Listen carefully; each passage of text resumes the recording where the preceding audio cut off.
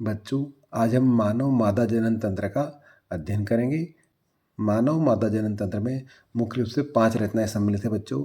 एक जोड़ी अंडाशय है, एक जोड़ी अंडवाहिनी है, एक गर्भाशय है, एक गर्भाशय ग्रीवा है और एक योनि। इस तरह से 5 अंगों से मिलकर यह बना हुआ है। एक एक करके हम इनका अध्ययन करते हैं। सबसे पहले अंडाशय। मानव में एक जोड़ी अंडाशय पाए जाते हैं। प्रत्येक अंडाशय 2 से 4 सेंटीमीटर लंबा होता है। ये अंडाशय गर्भाशय के दोनों ओर स्थित होते हैं बच्चों। इसके भीतर अंडाणुओं का निर्माण होता है और महिला हार्मोन एस्ट्रोजन और प्रोजेस्टेरॉन का निर्माण होता है। यह उदर गुहा में स्थित होते हैं। प्रत्येक अंडाशय एक फैलोपियन नलिका के द्वारा जुड़ा होता है। दूसरा, फैलोपियन नलिका या अंडवाहिनी बच्चों। ये अंडाशय से गर्भाशय तक जाने वाली नलिकाएं हैं, जिनका कीप नुमा झालर वाला जो भाग है, इसको झल्लरी या फिमरी कहते हैं। यह अंडाशय द्वारा बनाए गए अंडाणुओं को ग्रहण करने का कार्य करती हैं बच्चों।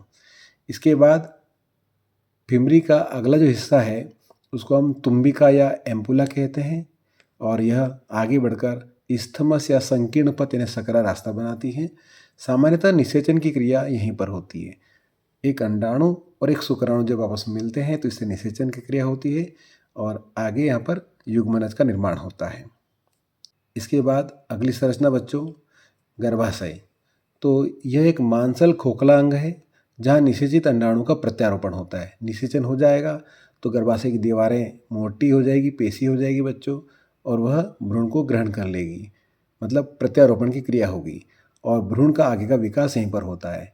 इसकी दीवारें एंडोमेट्रियम, जो भीतरी स्तर है एंडोमेट्रियम है, मध्य की स्तर मायोमेट्रियम है और बाहर की भित्ति पेरीमेट्रियम कहलाती है बच्चों। अगला गर्भाशय ग्रीवा या सर्विक्स। ये वाला भाग दिख रहा है, ये गर्भाशय ग्रीवा या सर्विक्स कहलाता है बच्चों। ये गर्भाशय का निचला और सकरा हिस्सा है जो आगे ग्रीवा नाल से होते हुए योनि में खुलता है। अगला अंग बच्चों, योनि या वेजाइना। ये एक लचीली नलिकावत संरचना होती है जो गर्भाशय ग्रीवा को बाहरी वातावरण से जोड़ती है।